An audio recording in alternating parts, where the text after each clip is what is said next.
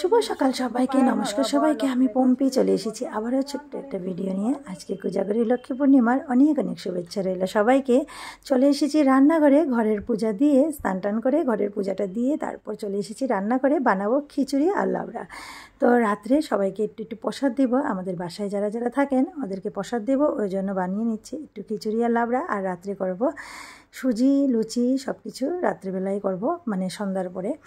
আর এখন বানিয়ে নিচ্ছি খিচুড়িটা বানিয়ে রেখে দিলে বানিকা আর বাবা আর আমার ভাই তিনজনে খেয়ে নিবে, দুপুরের খাওয়াটাও হয়ে যাবে আর রাত্রেও সবাইকে প্রসাদও দিতে পারবো।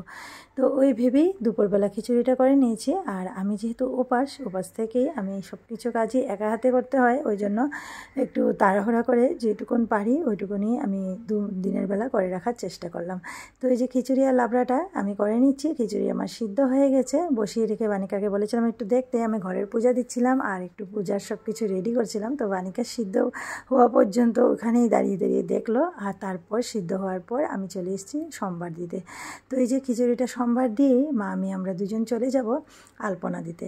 তো আজকে দুজনেই মিলে আমরা আলপনা দেব। বানিকাকে বলেছি ঠাকুরের সামনাটা দিতে, ও ঠাকুরের সামনে একটুখানি আলপনা দিয়েছে আর আমি ঘরের মাঝখানে দিয়ে দিলাম। তো এদিকে আলপনাটা শেষ করে নিলাম আর বেজে গেছে সন্ধ্যা। তো সন্ধ্যা হয়ে গেছে, সন্ধ্যা দিয়ে দিলাম। ঘরের সন্ধ্যাটা দিয়ে তারপর তুলসীর তলায় একটু প্রদীপ ধূপকাঠি জ্বালিয়েছি। আর এই দেখুন আমার মা লক্ষ্মীকে একটু সাজিয়ে দিলাম আজকে শাড়ি পরিয়ে। ওর খুব ইচ্ছা শাড়ি পরার, তো আজকে ওকে শাড়ি পরিয়ে পুরো মা লক্ষ্মী লাগছিল। কেমন লাগছিল আমার সোনাবুড়িকে নিশ্চয়ই আপনারা কমেন্টে জানাবেন। আর এদিকে দেখুন ও আমাকে একটু হেল্প করছিল, দূর্বা ভেজে দিয়েছে, এই যে সব ফুল টুল সব ঠিকঠাক করে দিয়েছে, সব কিছু ধোয়াধুয়িগুলো করে দিয়েছে। অনেক কাজের হেল্প হয়ে যায় যদি একটা মেয়ে ঘরে থাকে। তো সত্যি আমার সোনাবুড়ি থাকাতে আমার অনেকটা হেল্প হয়ে যায়।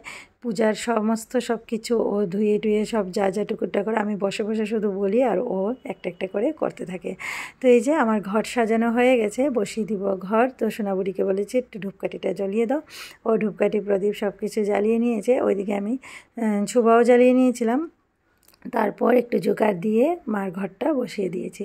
আপনারা কারা কীভাবে পূজা করেন নিশ্চয়ই কমেন্টে জানাবেন। আর আমার পূজার যদি কোনো ভুল ত্রুটি থাকে নিশ্চয়ই আমাকে কমেন্টে জানিয়ে বলবেন, তাহলে আমি বুঝতে পারবো, নেক্সট টাইম থেকে শুধরে নেওয়ার চেষ্টা করব। তো এই যে আমার ঘর বসানো হয়ে গেছে আর একটা বাটির মধ্যে খই দিয়ে ওর মধ্যে সোনা রূপা আর টাকা দিয়ে দিলাম। আমরা পূজার সব শেষে এই খইটাকে হাতাই আর ওইটা আমি আপনাদের সাথে শেয়ার করব। তো দেখতে থাকুন পুরো ভিডিওটা, আশা করি ভালো লাগবে। এদিকে সব লাড্ডু যত কিছু ছিল, সুজি লুচি খইয়ের উকড়া সব কিছু আমার শাশুড়ি মা ঘরে বানিয়ে আমার জন্য পাঠিয়ে দিয়েছেন। আমি যেহেতু আমার সকাল চোলাতে এইসব বানিয়ে পূজা দিতে পারি না, তো মা সব কিছু বানিয়ে পাঠিয়ে দিয়েছেন। আর আমি এদিকে ফল মিষ্টি আর এদিকে চিড়ার একটা প্রসাদ দিয়েছি, এদিকে সাবুর একটা প্রসাদ আর একটু আটার সিন্নি দিয়েছি, যেহেতু আজকে পূর্ণিমা তো নারায়ণকেও একটু দিয়েছি। তো এদিকে সব কিছু রেডি করে আমার পূজা দেওয়া হয়ে গেছে। ঝুকার দিয়ে বসে যাব এখন পাঁচালি পড়তে। তো প্রথমে পড়ে নেব সত্যনারায়ণের পাঁচালি, যার কারণ আমি নারায়ণ ঠাকুরকেও একটু দিয়েছি সিন্নি। আর তো নারায়ণের পাঁচালিটা পড়ে তারপর মা লক্ষ্মীর পাঁচালিটা পড়ে আমার পূজা সমাপ্ত করব। আর আমার পূজা কেমন হয়েছে আর আপনাদের পুরো ভিডিওটা কেমন লাগলো নিশ্চয় জানাবেন। তো পূজা শেষ হয়ে গেছে, তারপর এদিকে উঠেই সুজি আর লুচি ভাজতে শুরু করে দিয়েছি। চলে এসেছে ভাই আমাকে হেল্প করতে। তো ভাই আসাতে আমার অনেকটা হেল্প হয়ে যায়। ও কী করে সেই লুচি ভেজে নেয়, এদিকে প্রসাদ যাকে বাসার মধ্যে দিব সব প্লেটগুলোও সাজিয়ে নিয়েছে। তো আমার অনেকটা হেল্প হয়ে গেছে। এখন বাজে রাত্রে 9:30, সবাই খেয়ে টেয়ে চলে গেছে। আর ভাই আর আমার মাসির ছেলে ওরা দুইজন আছে। এদিকে বাইরে একটু লাইট লেগেছিল বানিকার বাবা, তো একটু দেখিয়ে দিলাম। এই যে আমার খিচুড়ি আর লাবড়া, ওইদিকে ছিল সব প্রসাদ। আর সব পূজা শেষের পরে এই যে আমরা খই হাতিয়ে নিব, যে খইটার মধ্যে ছিল সোনা রূপা টাকা। এখন বাজে প্রায় 11টার মতন রাত্রে আর আমরা একটু খই হাতিয়ে নিচ্ছি। তো বানিকার বাবা প্রথমে হাতালো, তো বানিকার বাবার ভাগ্যে সোনা রূপা টাকা তিনটাই একবারে উঠে গেছে। আর এটা 3বার করে করতে হয়। তো প্রথমবারেই ওনার হাতে টাকা সোনা রূপা উঠে গেছে। আর এখানে বলতে হয় সোনা হাতাই রূপা হাতাই খইয়ের মতো টাকা হাতাই। তো বানিকা বাবা সোনা রূপা টাকা তিনটাই উঠেছিল ওর হাতে। আর এখন বানিকার পালা। তো বানিকা বসে গেছে সোনা হাতাই রূপা হাতাই খইয়ের মতো টাকা হাতাই। তো বানিকার হাতে সোনা রূপা উঠেছে, ওর হাতে টাকা ওঠেনি। তো এই যে দেখতে থাকুন, খুবই মজার এই গেমটা, আমাদের খুবই ভালো লাগে আর আমরা খুব মজা করে এই গেমটাকে খেলি।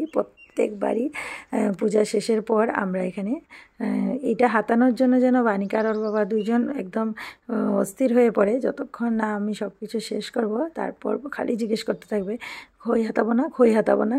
তো এটা খুবই ভালো লাগে। এই যে বানিকার হাতে সোনা আর রূপা উঠছে, বারবার টাকা উঠছে না, ওরা বাবা মেয়ে দুইজনের হাতেই টাকা ওঠেনি। বানিকার বাবার প্রথমবার টাকা উঠেছিল, তারপর সোনা আর রূপা উঠেছে। আর এদিকে বানিকার হাতেও বারবার সোনা আর রূপাই উঠছিল, টাকা উঠছিল না। তো দেখি এখন বানিকার হয়ে গেল 3বার, এখন আমি করব।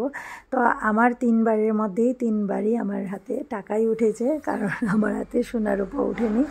তো আমি ওদেরকে বলেছি কোনো চিন্তা নেই, আমি টাকা কামাবো আর তোমরা দুইজন মিলে সোনা রূপা বানাবে। তো এই যে আমি বসে গেছি এখানে খই হাতাতে। আর এই ছিল আজকের পুরো ভিডিওটা। আপনাদের কেমন লাগলো আমাদের এই লক্ষ্মী পূজার ভিডিও কমেন্টে নিশ্চয়ই জানাবেন। ভালো লাগলে একটা লাইক করে আমার পাশে থাকবেন। শুভরাত্রি।